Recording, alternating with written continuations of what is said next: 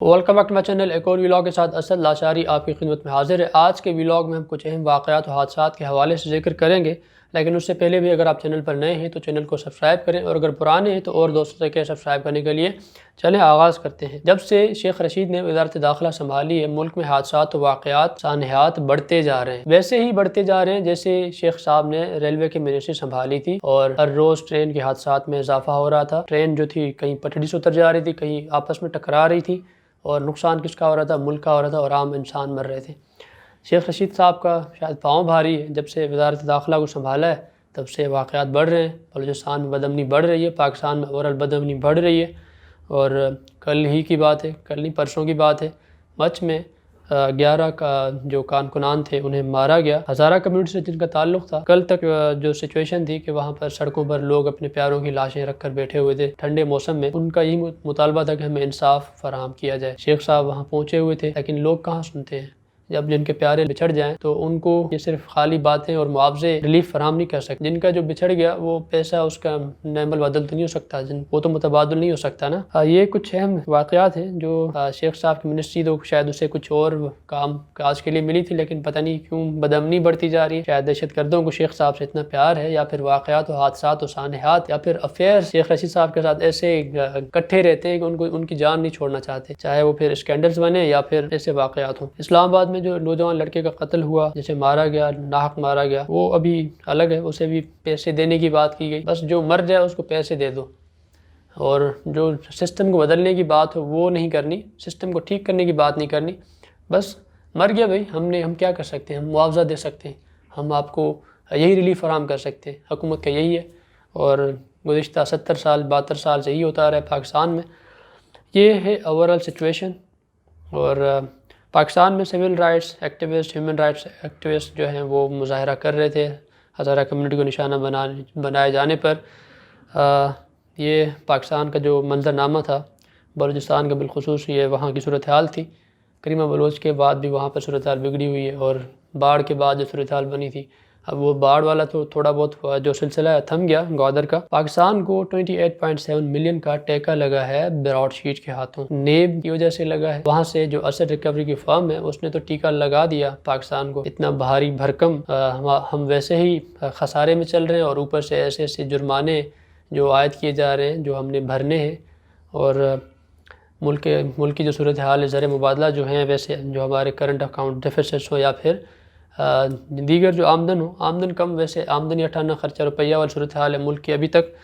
ابھی جو 6 ارب کا دعویٰ آسٹریلین فرم کر رہی ہے، ابھی وہ الگ ہے، ابھی وہ بھی آنے ہیں، لیکن یہ اس کے جو اثر کارندے تھے جن کی وجہ سے یہ پاکستان کو پیسے بھرنے پڑ رہے ہیں، یہ کچھ سویلین دور حکومت میں نہیں ہوئے تھے، یہ ہوئے تھے پرویز مشرف کے دور حکومت میں معاہدے کہ ہم صرف یہ کیا تھا۔ یہ ایسا کیوں ہوتا ہے جب آپ کیا کرتے ہیں؟ کسی کو نشانہ بناتے ہیں، وکٹمائز کرتے ہیں، ٹھیک ہے وہ ایک کرپٹ ہوگا، بدعنوان ہوگا، اس نے کرپشن کر کے مال بنایا ہوگا، آپ صرف الزامات کی بنیاد پر باہر نہیں جا سکتے جب تک کہ آپ اپنا فریم ورک ہو، جو آپ نے ہوم ورک ہو، مکمل نہ کیا ہو۔ لیکن یہاں پر ایسا ہوتا نہیں ہے، یہاں صرف وچ ہنٹنگ کے لیے پیچھے بھاگا جاتا ہے، اور ان دی اینڈ جو ہوتا ہے منہ کی کھانی پڑتی ہے۔ اس میں وہ تو اقتدار سے باہر چلے جاتے ہیں، لیکن نقصان آپ کا، ہمارا ملک کا ہوتا ہے، اور ان سے کوئی پوچھتا نہیں ہے۔ جب اکراس دی بورڈ اکاؤنٹیبلٹی ہوگی، کوئی اس میں کوئی ڈکٹیٹر ہو یا پھر وزیر اعظم ہو، سب کا احتساب کیا جائے گا تو پھر شاید سسٹم چلے، ورنہ ادروائز ایسے نہیں چلتا کہ آپ سلیکٹیو رہیں، ویسے جیسے ابھی سلیکٹیو ہے، ٹھیک ہے۔ وزیر اعظم صاحب کے ارد گرد جتنے بھی بدعنوان ہیں، پھر وہ شوگر اسکینڈل ہو، ادویات کا اسکینڈل ہو، یا پھر آٹے کا ہو، یا پھر تیل کے ترسیلات کے حوالے سے ہو، پیٹرولیم کا جو بشیر وغیرہ ہیں، یہ سب اس کے ارد گرد گھرے ہوئے ہیں۔ ان کے خلاف کارروائیاں نہیں ہوں گی کیونکہ وہ ابھی برسر اقتدار ہیں۔ ملک کو ٹیکہ جتنا لگنا ہے لگتا رہے گا، اور ان سے کوئی پوچھے گا نہیں جب تک یہ اقتدار میں ہے۔ اور ان کی کیونکہ کارکردگی صرف یہی ہے کہ آپ دوسروں کو نشانہ بنائیں، تو ان دی اینڈ نقصان آپ کا میرا ہوگا، اور ہم نے ان سے پوچھنا ہے۔ ہم جب پوچھیں گے نہیں کہ بھائی ایک ڈکٹیٹر نے کیا تھا، اس کو بھی تو لائیں نا عدالتوں میں، اسے بھی تو پیش کریں، پیشیاں بھگتائیں۔ ایسا نہ ہو کہ اسے بخشا جائے کیونکہ اس کا ایک فوج سے تعلق تھا، وہ فوجی تھا اس لیے اس کو بخش دیا جائے۔ ایسا نہیں ہونا چاہیے. اگر فوجی ہو یا وزیر اعظم ہو یا پھر عام شہری ہو، سب کے ساتھ برابر کا سلوک رکھا جائے. سب کو احتساب، جو جرم کرے اس کا احتساب کیا جائے. یہ نہ ہو کہ سلیکٹو وہ مقدس گائے بنایا جائے کچھ اداروں کو، ان سے پوچھیں ہی نہ. ایسا نہیں ہو سکتا. یہ ملک ہے بھائی، ملک کو ملک کی طرح چلائیں. ابھی جو 6 ارب کا ٹیکہ لگنے والا ہے، 6 ارب ڈالر کا، وہ بھی تو اب مشرف تو نہیں بھرے گا نا، یہ ریاست بھرے گی. جو بلوچستان میں ریکوٹیک کا جو ٹھیکہ دیا تھا آسٹریلین فرم کو، وہ الگ ابھی ہونے والا ہے. اور ابھی ہمارا میڈیا اس پر اتنی بات نہیں کر رہا، کیونکہ مین اسٹریم میڈیا کی بات کر رہا ہوں، وہ اس لیے اس کو ہائی لائٹ نہیں کرتے. اور کچھ جو چہیتے اینکر ہیں حکومت کے یا پھر کچھ اداروں کے، وہ اس لیے بات نہیں کرتے کیونکہ اس میں مشرف صاحب کا بھی ہاتھ تھا. وہی لانے والے تھے اس فارم کو. اس کے بعد جو مس ہینڈلنگ ہوئی نواز دور میں، پیپلز پارٹی کے دور میں، جو ذمہ داران ہوں ان سب کا احتساب ہونا چاہیے، سب سے پوچھا جانا چاہیے. میرا مدعا یہ ہے کہ بھائی چاہے وہ پیپلز پارٹی کے ہوں، پی ایم ایل این ہوں یا پی ٹی آئی ہوں، یا پھر ہمارے جو اصل مقتدر قوتیں ہیں جو حکمران طبقے سے مل جل کر ملک کو چلاتی ہیں، ان سب کو احتساب کا ذمہ دار ٹھہرایا جائے. ان سب کا احتساب ضروری ہے، ورنہ ملک ترقی نہیں کر سکتا. کہ آپ عام شہری کو تو رگڑا دے دیں، وہ مر جائے تو اسے بس یہ کہیں کہ چند لاکھ دے دیے، اب آپ کی بات ختم، کیونکہ اب آپ کو پیسے مل گئے. ایسا نہیں ہونا چاہیے. ابھی آسٹریلین جو فرم ہے ورجن آئی لینڈ میں، اس نے کلیم کیا ہے کہ ہمیں پی آئی اے کی جو اثاثے ہیں اس کو ضبط کرنے کا ہمیں وہ دے دیا جائے. کورٹ میں فیصلہ کورٹ میں جو درخواست دائر کی ہوئی اس کو ضبط کرنے کی دے دی جائے پرمیشن، تاکہ ہم اس کو ضبط کر لیں. اور جو ابھی براڈ شیٹ تھی، اس نے پی سی بی کو جو اثاثے تھے انگلینڈ میں اس کو ضبط کرنے کی کوشش کی تھی. مطلب ملک کے جو ادارے ہیں ان کو آپ ضبط کرواتے ہیں، پھر ان کے جو باہر اکاؤنٹس ہیں یا ان کی جو باہر ملکتیں ہیں ان اداروں کی، ان کو ضبط کراتے پھریں صرف اپنی نااہلیوں بدعنوانیوں کی وجہ سے.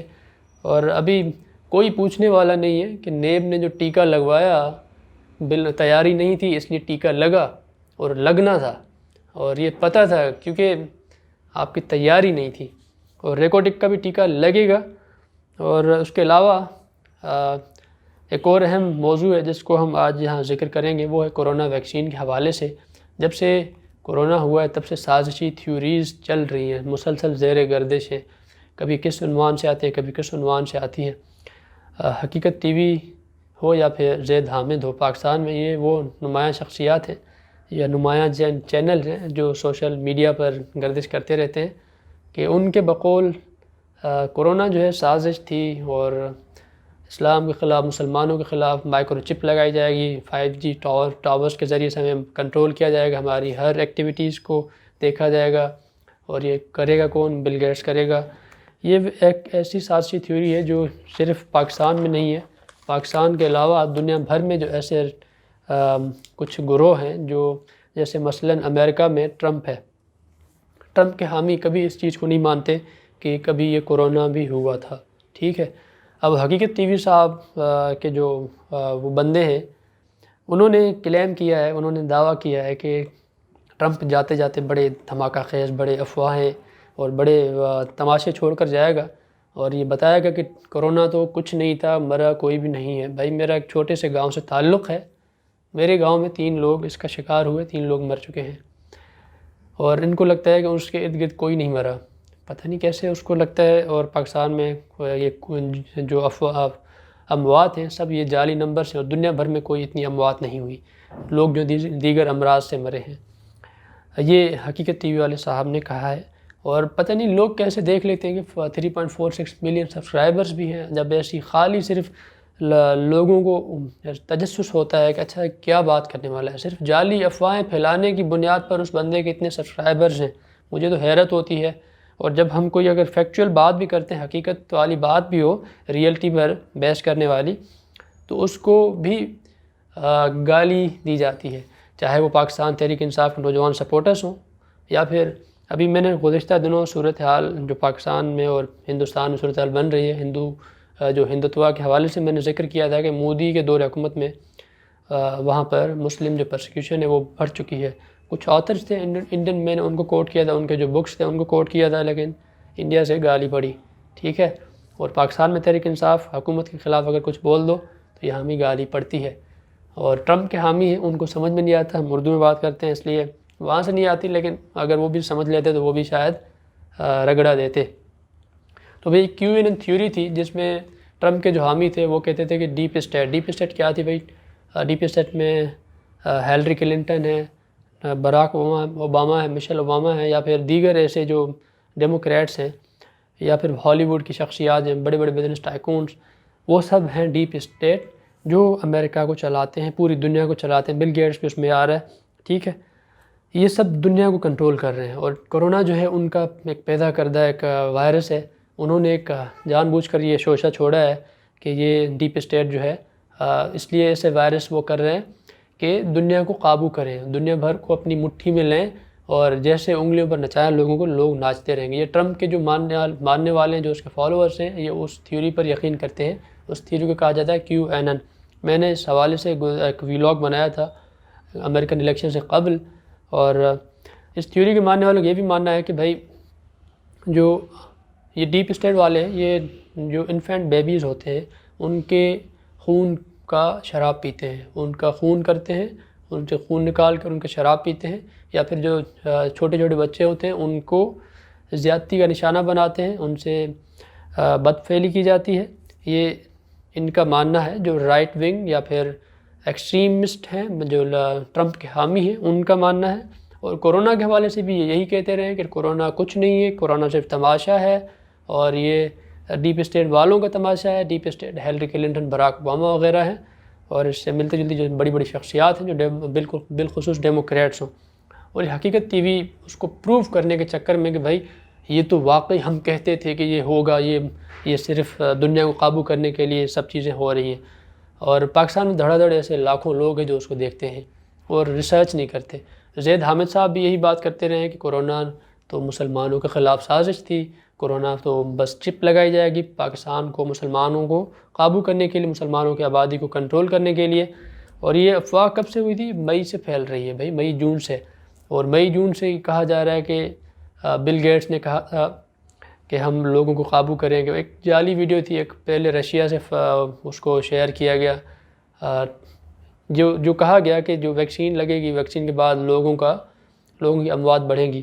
تو وہاں پر ایک میں نے ابھی جو پڑھا تھا، میں اس حوالے سے جو ریسرچ پڑھ رہا تھا کہ بھائی اس نے ایک انٹرویو کلپس تھی جسے کوٹ کر کے بڑا شیئر کیا گیا تھا کہ کورونا ویکسین کے بعد بھی 7 لاکھ افراد موت کا شکار ہوں گے، ٹھیک ہے، موت کے منہ چلے جائیں گے۔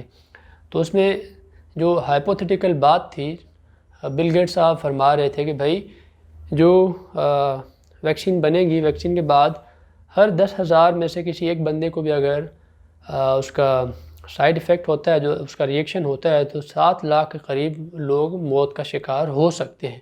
اس نے یہ بات کی تھی، ہائپوتھیٹیکل بات تھی، اس نے صرف ایک ازمپشن تھی، جو اس نے ایک اندازہ لگایا تھا کہ ایسا ہو سکتا ہے اگر ریئیکشن ہوا تو۔ اور یہاں پر ثابت کرنے کی کوشش کیا کی جا رہی ہے کہ نہیں، اس نے کہا تھا کہ یہ اموات ہوں گی، ویکسین لگنے کے بعد ہونی ہیں۔ اس کو یہ پروف کرنے کی کوشش کر رہے ہیں۔ مطلب یہ ہے ان کا کہ بھائی ویکسین نہ لگوائیں اور یہ آپ کو قابو کیا جائے گا، اور اس کو دجالی جو قوتیں ہیں وہ قابو کریں گی، جو شیطانی قوتیں ہیں وہ قابو کریں گی۔ جب دجالی قوتیں اور شیطانی قوتیں ہی قابو کریں گی تو بھائی آپ اسی اداروں سے پیسے کما رہے ہیں، جہاں پر میں بات کر رہا ہوں یوٹیوب پر، آپ بھی یہاں یوٹیوب پر آپ ان کو دجالی قوتیں کہتے ہیں، اور یہاں سے آپ سبسکرائبر بھی بڑھاتے ہیں اور پیسے بھی کماتے ہیں۔ تو یہ صورتحال ہے، اور لوگ جو دھڑا دھڑ اس کو دیکھتے ہیں، افسوس اس بات کا ہوتا ہے۔ اور اس کے علاوہ دیگر جو ایسے بڑے بڑے اینکران ہیں، جو اینکرز ہیں، وہ بھی صرف یہی لگتا ہے کہ غزوہ ہند ہونے والی ہے، دجال آنے والا ہے، یہ ہوگا وہ ہوگا، اور لوگ ان کو ملینز میں دیکھ رہے ہیں، اور ایسی چیزیں ایسی باتیں کرتے ہیں کہ آپ دیکھ کر ہنسی چھوٹ جائے گی، ایسے یار کیسے نمونے بیٹھ گئے ہیں۔ ہمیں یہ بھی دیکھنا پڑے گا کہ پاکستان ہو یا پھر دنیا بھر میں ایسے جو رائٹ ونگ والے ہیں، رائٹ ونگ سے مراد یہ نہیں کہ وہ مذہبی ہیں، ٹھیک ہے، نہ تو بھائی وہ پراپر مذہبی ہوتے ہیں، نہ ہی وہ کوئی عام پڑھے لکھے انسان جو کھوج کرنے والے ہیں، جو ریسرچ کرنے والے ہیں، وہ صرف یہ ہوتے ہیں سازشیں ڈھونڈنے والے ہیں۔ میری نظر میں جو رائٹ ونگ ہے، میں جن کو سمجھتا ہوں، ان کا جو ایک خیال ہے، جو آئیڈیالوجیز ہیں وہ الگ الگ ہوگا، لیکن میں جن کو رائٹ ونگ سمجھتا ہوں وہ یہ کہ بھائی جو سازشی ہو، جو صرف سازشیں ڈھونڈنے والا ہو کہ یہ ہوگا، ہمیں فلاں قابو کریں گے، کنٹرول کریں گے۔ یہ وہ چیزیں ہیں جو آج کے ولاگ کے لیے تھی۔ کہ بھائی ایسی کوئی ویکسین نہیں ہے جس کے ذریعے آپ کو قابو کیا جا سکے، اور نہ ہی کوئی ایسی خبر ہے جس کو آپ تصدیق کریں کہ اچھا واقعی ٹرمپ اس نے بات کی تھی بل گیٹس نے کہ ہم تو چپ لگا کر قابو کریں گے 5G ٹاورس کے ذریعے سے، ہم سب کی اس کو مانیٹر کریں گے، ہر ایک ویکسینیٹڈ بندہ ہوگا اور ہم سب کی ڈیٹا جو ہے اکٹھی کریں گے۔